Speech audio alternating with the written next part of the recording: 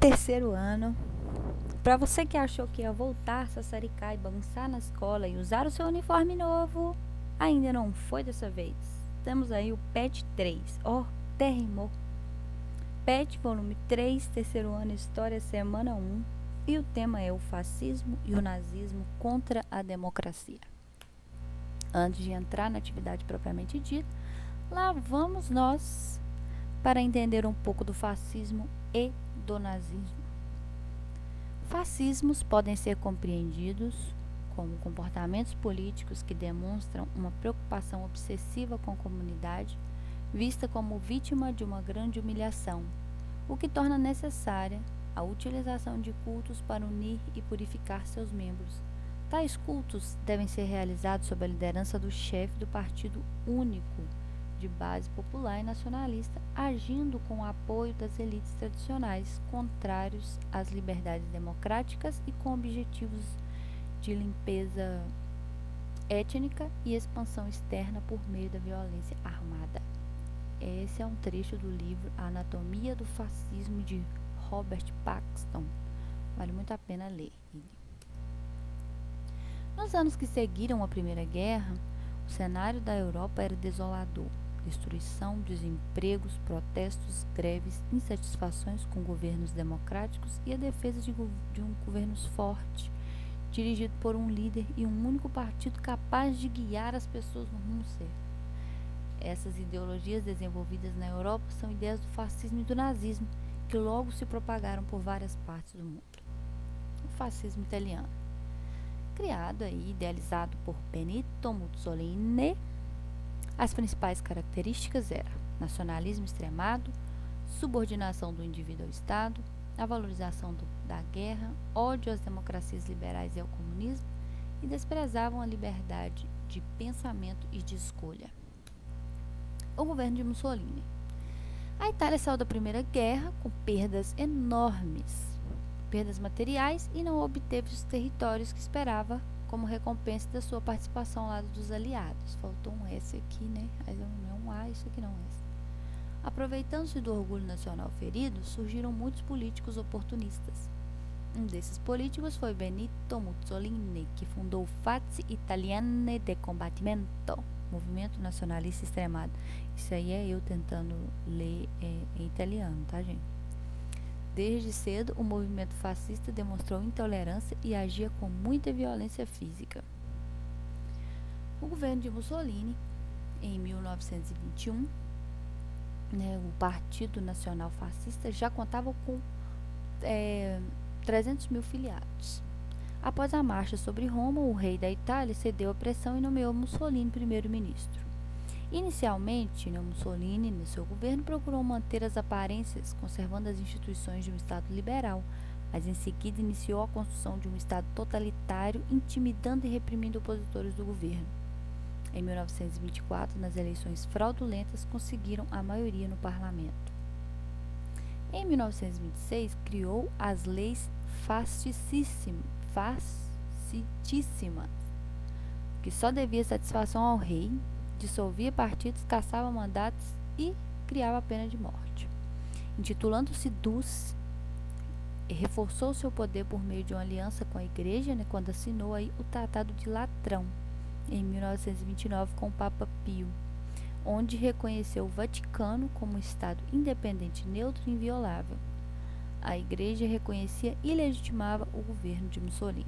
Então é considerado aqui, essa região que está aqui, é circuladinho aqui de amarelo, é o Vaticano, que é considerado o menor país do mundo, sob a liderança aí, tanto religiosa quanto dos trâmites aqui do Vaticano, o Papa, hoje atual Papa Francisco, O nazismo da Alemanha.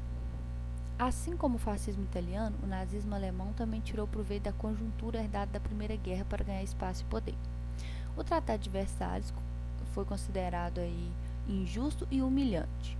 Estando com orgulho ferido, a nação torna-se presa fácil de políticos aventureiros. Nesse cenário surge Adolf Hitler, ex-cabo e integrante do inexpressivo Partido Nazista. Inexpressivo por quê? Porque era um partido sem graça de tudo, que a princípio ele foi para lá para espionar o partido, mas acontece que ele viu um potencial no partido, acabou se integrando no partido e sendo um dos maiores líderes aí da Alemanha. Desde a fundação do partido, os nazistas atuaram por meio da violência. As AS, sessões de assalto, grupos de especialistas para agredir e intimidar e eliminar os seus opositores. Em 1919, os comunistas tentaram tomar o poder na Alemanha, mas foram massacrados pelas forças da República. No entanto, a ameaça comunista continuou presente, o que levou muitos empresários a aderirem ao nazismo. Em 1922, quando a Alemanha suspendeu o pagamento da dívida, a França revidou ocupando o Vale de Ruhr, uma região alemã voltada para a indústria de mineração e siderurgia. Os trabalhadores fizeram greve. Para apoiar a greve, o governo alemão aumentou a emissão de papel moeda, o que agravou ainda mais a crise na Alemanha. E teve períodos que eles emitiram tanto papel moeda, que ele já não valia mais nada e estavam usando para queimar, né, nas lareiras para poder se aquecer do frio. Neste contexto de greves, crise econômica e inflação fora de controle, os nazistas tentaram tomar o poder à força. Adolf Hitler, que liderou o golpe no fim de 1923, foi preso e condenado a 5 anos de prisão. Na cadeia, Hitler começou a redigir o Mein Kampf, livro que expunha as principais ideias do nazismo, que era a superioridade da raça ariana, o antissemitismo, o anticomunismo e a necessidade de um espaço vital. E era também parecidíssimo lá com as doutrinas do fascismo italiano, né? O que diferenciava era essa questão aqui da raça ariana, de pensar que os alemães eram melhores, descendentes de uma raça pura, e ele não queria que se misturasse com outros, né? Ele dizia que os alemães eram diferenciados e todos tinham que ser brancos, loiros e dos olhos azuis, dos olhos claros. E essa necessidade de espaço vital, ele dizia também que a Alemanha era um espaço muito pequeno, eles precisavam de mais territórios para expandir aí a sua influência e, né, a sua economia, inclusive. A economia da Alemanha começou a melhorar em partir de 1924. Porém, com a quebra da Bolsa de Valores de Nova York, a situação começou a se agravar novamente. Cenário que favoreceu o aparecimento do Partido Nazista e seus adeptos. No poder, Adolf Hitler implantou uma das ditaduras mais cruéis de todos os tempos.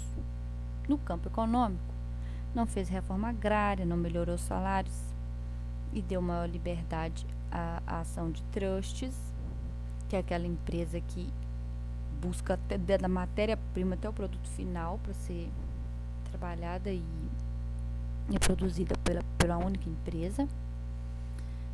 Estimulou a indústria de base e de armamento, construiu grandes obras públicas, o que diminuiu o desemprego, e destinou quase 60% do orçamento alemão para os fins militares. Então tem um texto aí para você ler no PET, o que é fascismo, o que é totalitarismo, né, que eu não falei, mas eu vou comentar aqui agora. É que o totalitarismo é um sistema político caracterizado pelo domínio absoluto de uma pessoa ou partido político sobre uma nação.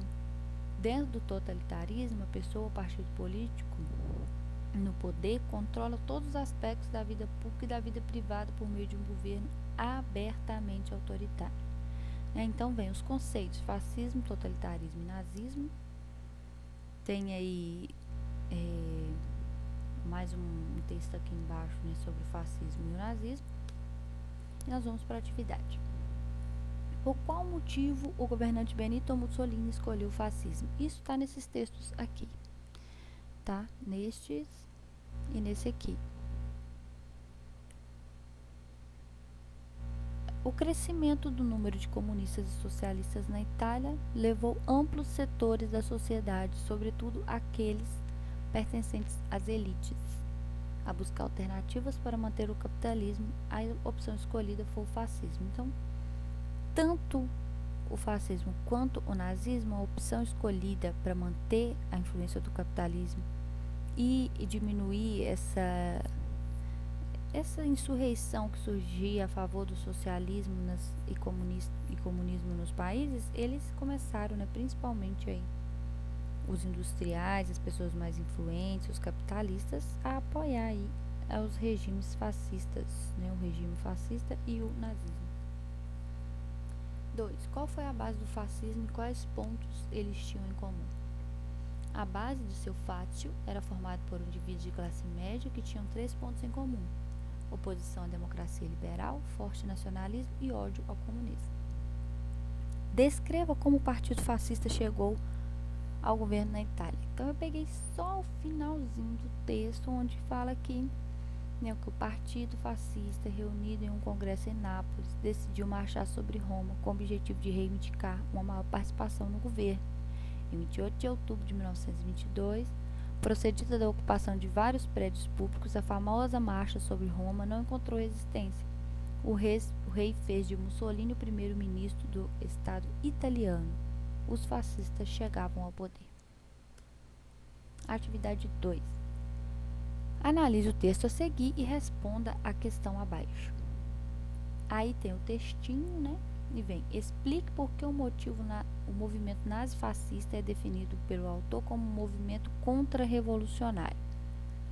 Por quê? Porque eles fizeram o esmagamento do movimento organizado da classe trabalhadora e os dois líderes cumpriam a promessa. Era contra-revolucionário porque eles acabavam com as revoluções da classe trabalhadora e apoiavam os regimes nazifascistas. Então isso quer dizer o quê? As pessoas que se levantavam fazendo um movimento pró-revolucionário, socialista e tal, eles vinham com um movimento contra-revolucionário para abafar essa classe trabalhadora e não deixar implantar o socialismo, implantar o capitalismo. 3. Aí tem um texto para você ler também e analisar, e tá lá. Podemos afirmar, segundo o autor, que o sucesso do fascismo se deve exclusivamente à conjuntura política ou econômica. Por quê? As tradições educacionais fortemente repressivas da sociedade burguesa e sobre o papel de que a educação desempenhava na formação dos indivíduos dóceis, recalcados, sem espírito crítico, fáceis de recrutar para as fileiras das organizações fascistas, onde lhes era proporcionada a chance compensadora de se identificarem com a personalidade enérgica do chefe. Então eles já pegavam as pessoas, já recrutavam as pessoas, já começavam desde crianças. Não sei se vocês observaram, mas tem uma imagem que eu coloquei anteriormente que tem crianças nas fotos. Então eles já eram recrutados desde pequenos para estudar aquilo ali, para ser, né, alinhado dentro dos moldes que o chefe, né, que a autoridade queria. Então eles já nasciam e eles já cresciam aí com esse pensamento aí de serem sempre obedientes ao grande chefe, né, e se identificarem com os projetos dele. Então é isso, chegamos ao fim e espero que encontrar vocês na próxima. Grande abraço, deixa para mim aí um joinha, por favor. Obrigada.